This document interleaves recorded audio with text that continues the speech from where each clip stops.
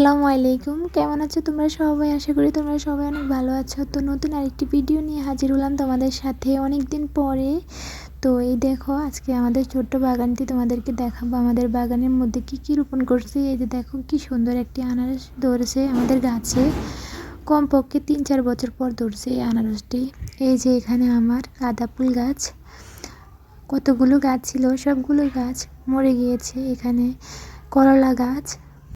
আমার এই ছোট্ট সবজি বাগানটির মধ্যে কতগুলো গাছ রোপণ করেছি। বেগুন গাছ, যত রকমের সবজি গাছ আছে সবগুলো রোপণ করছি। এই যে দেখো মাশাল্লাহ, একটি বেগুন এই গাছের মধ্যে।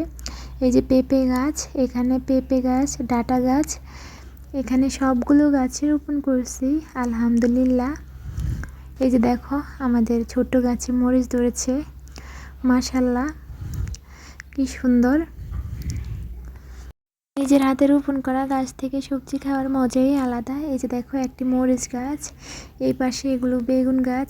বেগুন গাছের মাঝখানে আবার আমি ডাঁটা রোপণ করছি। ডাঁটাগুলো খেতে আলাদাই মজা, অনেক স্বাদ।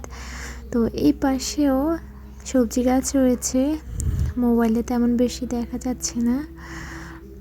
এই যে দেখো মাশাল্লাহ, প্রতিটা গাছে বেগুন ধরেছে।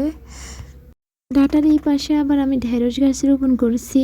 মানে এমন কোনো সবজি বাদ নেই যে তা রোপণ করি না। মাশাল্লাহ কম বেশি সবগুলোই রোপণ করছি। সাথে এই পাশে আবার গাঁদা ফুল গাছ রোপণ করছি।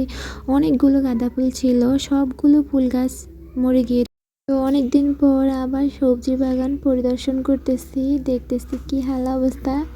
এই যে দেখো মাশাল্লাহ, আমার এই ছোট্ট সবজি বাগানটি তোমাদের কাছে কেমন লাগে কমেন্ট করে জানাবে কিন্তু। আর ভিডিওটি ভালো লাগলে একটি লাইক দিয়ে চ্যানেল সাবস্ক্রাইব করে পাশে থেকো। ভালো থাকবে সবাই, টাটা।